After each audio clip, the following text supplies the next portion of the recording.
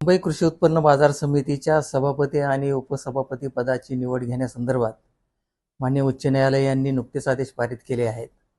त्यास अनुसरून जिल्हा उपनिबंधक ठाणे यांनी अध्याशी अधिकाऱ्याची या ठिकाणी नेमणूक केलेली आहे आणि या अध्याशी अधिकाऱ्यामार्फत येत्या 24 तारखेला दुपारी 2 वाजता सभापती आणि उपसभापती पदासाठी निवडणूक घेण्यात येणार आहे.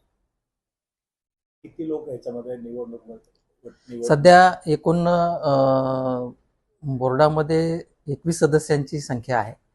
या 21 सदस्यांपैकी 10 सदस्य हे शेतकरी प्रतिनिधी आहेत आणि या 10 शेतकरी प्रतिनिधींमधून सभापती आणि उपसभापतीची निवडणूक करण्यात येणार आहे.